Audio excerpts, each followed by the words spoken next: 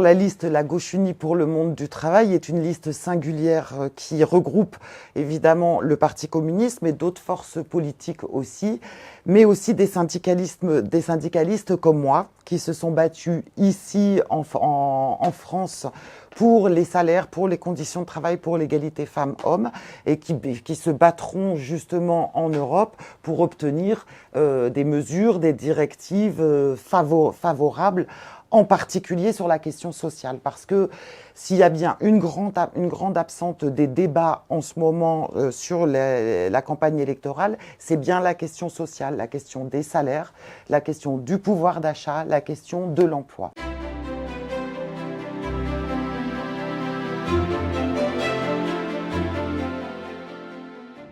Il va falloir qu'on soit fortement déterminé à abroger le pacte d'austérité qui a été rétabli en décembre par les États membres et voté par le Parlement européen en avril. Ce pacte d'austérité, en réalité, sert d'alibi aux États membres pour mettre en œuvre des cures d'austérité sur tous les services publics. Et en particulier, nous, on sait, maintenant, on a les chiffres depuis le mois de février, c'est 10 milliards de coupes budgétaires dans les services publics cette année et c'est 25 milliards l'année prochaine, auquel il faut ajouter évidemment les 16 milliards déjà retirés au mois de septembre. Même la Cour des comptes précise que si jamais on va dans ce sens-là, nos services publics ne s'en relèveront pas. Et les services publics, c'est 25% de l'emploi en France. C'est un salarié sur 4 qui est agent de la fonction publique. Donc s'il n'y a pas d'investissement dans les services publics, déjà, il n'y a pas d'investissement dans les salaires des agents de la fonction publique. Donc clairement, il faut se bagarrer fortement contre cette décision arbitraire qui a été décidée sans aucun débat démocratique en France. Une autre manière aussi de lutter pour notre pouvoir d'achat, c'est de faire baisser les factures.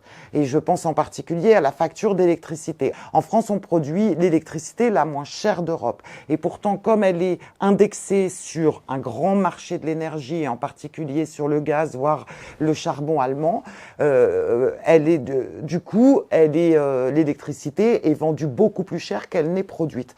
Donc clairement, il faut sortir l'électricité du grand marché de l'énergie. Il faut qu'on soit capable, comme l'ont fait d'autres pays, d'être dans des exceptions de ce point de vue-là, et qu'on crée, plutôt que de créer de la concurrence entre les pays, créer des réelles collaborations, créer des grands services publics sur des biens communs que sont, par exemple, qu'est l'énergie, un grand service public à l'échelle nationale, mais aussi à l'échelle européenne.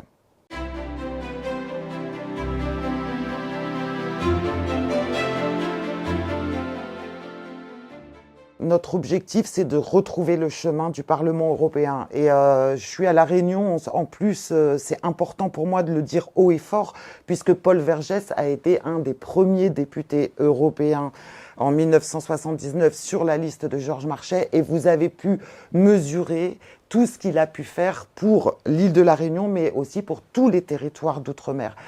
L'esprit de Paul Vergès, c'est ce que nous allons porter, c'est-à-dire que nous porterons une politique au service de l'intérêt général, au service des populations, au service des salariés, au service de l'égalité entre les femmes et les hommes, je prends cet exemple, et pas au service de la finance. Parce que cette Europe-là, qui nous avait promis paix et prospérité, on le voit aujourd'hui à encore aggraver la paupérisation dans tous les États membres et en plus a été incapable d'empêcher des conflits armés s'ouvrir sur le territoire européen.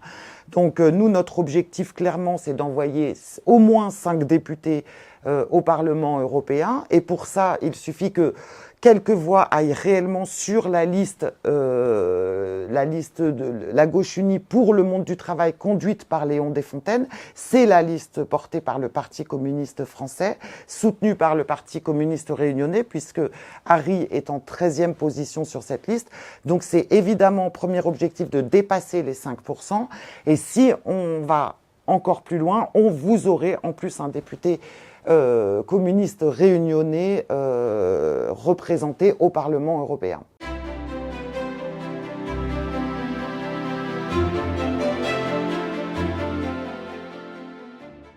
Alors, il y a plusieurs listes de gauche qui se justifient, hein. Aux élections européennes, on n'est jamais parti unis. C'était une élection spécifique puisque c'est une élection à un seul tour. Il faut bien que tout le monde ait ça en tête.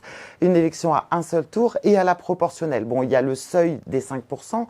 Mais pour nous, ce qui est important aujourd'hui, c'est qu'une majorité de députés de gauche soient envoyés au Parlement européen. Et si vous votez pour la liste conduite par Léon Desfontaines, en donnant, il nous manque 1% aujourd'hui, en donnant votre voix à la liste conduite par Léon Desfontaines, en réalité, c'est pas un seul député que vous envoyez, c'est 5 d'un coup.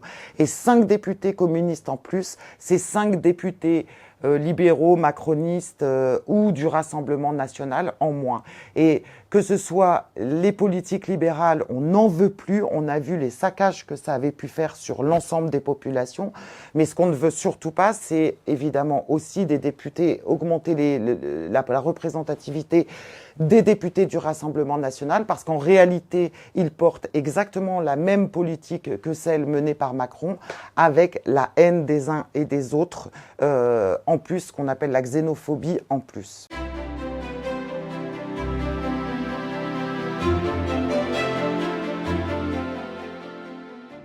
Je suis très étonnée de cet argument parce que les équilibres aujourd'hui au niveau européen ne sont pas en faveur des gauches, et des gauches quelles qu'elles soient. Alors, si peut-être dit-il ça parce que on se rend compte que sur la question sociale en particulier, le groupe socialiste-démocrate dans lequel il siège vote assez régulièrement ou de temps en temps avec le groupe Renew qui est le groupe de Macron. Et je pense en particulier au pacte d'austérité, celui qui justement permet d'asphyxier et de privatiser les services publics ici en France. Donc, c'est pas une question de gouverner, c'est la question de qui on envoie en Europe, pourquoi et pour qui.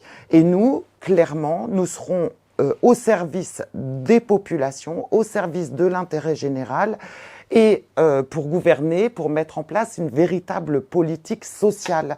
Il faut absolument que cette Europe bascule vers plus de justice sociale, vers plus d'égalité, mais aussi plus de démocratie.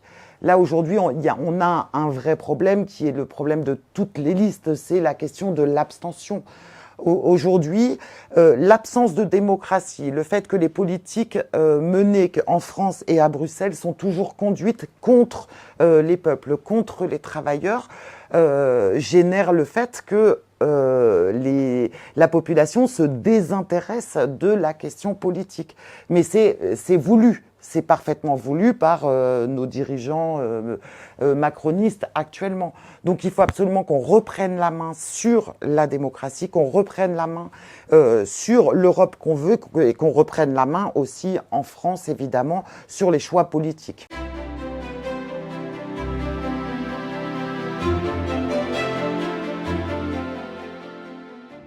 Moi, je suis pas en accord avec ça parce que la réalité, c'est que les décisions qui sont prises à Bruxelles, elles ont vraiment des impacts sur notre quotidien. Je pense que de dire que c'est une élection à mi-mandat d'Emmanuel Macron, c'est éloigner en réalité la population de l'importance que peuvent avoir les décisions prises à Bruxelles. Vous savez, je vais vous donner un exemple tout simple. L'école a été un temps épargnée par les politiques européennes. Elle n'était pas la cible privilégiée. Depuis les années 2000, le patronat européen organisé a entériné dans le traité de Lisbonne d'ailleurs que l'école devait se soumettre non plus à des objectifs d'émancipation des jeunes, à l'élévation du niveau de qualification, etc. comme c'était avant, mais qu'elle devait se soumettre aux besoins immédiats des entreprises et aux besoins immédiats de l'économie. On a complètement changé de paradigme. On a un exemple probant dans certaines recommandations ou résolutions où l'Europe impose clairement aux États membres des chiffres en termes de qualification de main-d'œuvre. Pour eux, chaque système scolaire doit sortir 30 à 40% de jeunes sur des qualifications les plus basses et 40 à 50% de jeunes qui doivent être diplômés. Et comme par hasard, 20 ans ou 15 ans après ces recommandations, on voit comment les gouvernements en France a appliqué ça. Il y a eu la réforme des lycées professionnels, il y a la labellisation des manuels scolaires, il y a le fameux choc des savoirs qui va entériner des groupes de niveau dès la 5e. En réalité, toutes ces réformes qui se passent en France sont pilotées depuis Bruxelles. L'idée, c'est d'identifier les jeunes les plus fragiles pour ne plus investir sur ces jeunes-là, mais les exclure le plus tôt possible de l'école et de les offrir comme main-d'œuvre immédiatement exploitable dès 15 ans. Donc non, c'est pas ça qu'on veut, nous, pour notre jeunesse. Il y a des enjeux forts pour la jeunesse de ce pays. Et il y a un enjeu énorme à ce qu'on s'empare de ces élections européennes pour ce qu'elles sont. Parce qu'elles ont des impacts réels sur notre quotidien.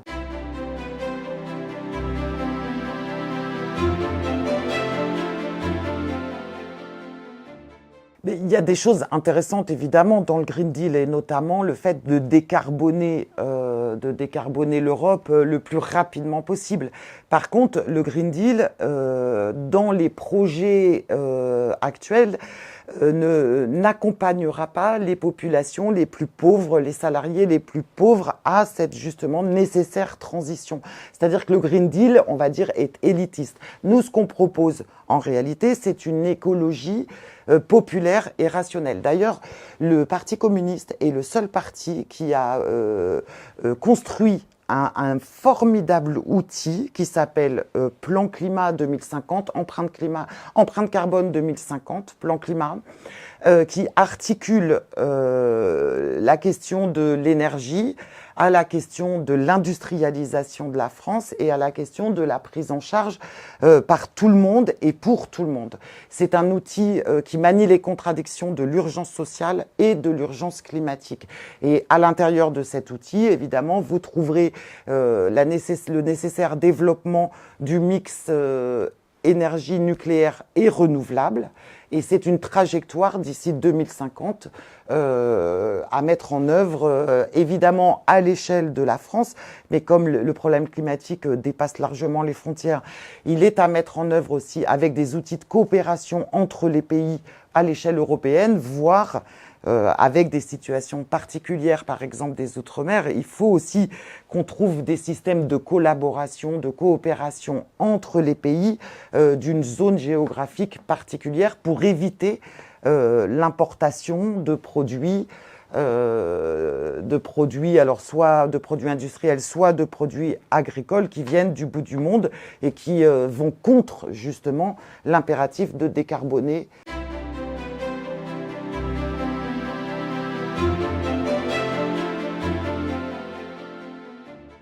La population française dans son ensemble et sa diversité est parfois écœurée par les politiques qui sont menées parce que les politiques libérales appauvrissent toujours plus les mêmes et enrichissent toujours plus les autres. Parce que, on peut se le dire entre nous, hein, la gauche a déçu à des moments donnés, la gauche la plus récente en particulier.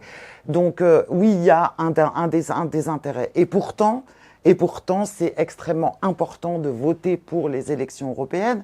Et c'est encore plus important, je pense, quand on est un territoire qui est éloigné. Et là, il faut regarder pour qui voter. Il faut regarder le parcours des militants sur les listes électorales et regarder comment aussi ils fonctionnent. La majorité de ceux qui sont candidats sur les listes ne sont jamais venus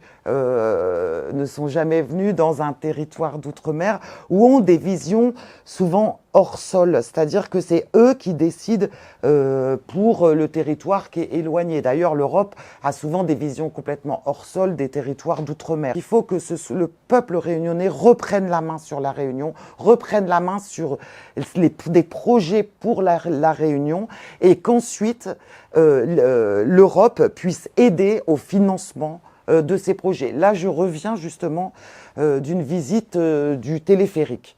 Franchement, je trouve que c'est, là pour le coup, je trouve que c'est un outil formidable qui a été pensé par les Réunionnais et pour les Réunionnais. Et l'Europe a permis des financements, et elle aurait même dû financer encore plus, parce que ça fait partie des grands travaux utiles qui sont bénéfiques socialement à la population et qui sont bénéfiques en plus au climat.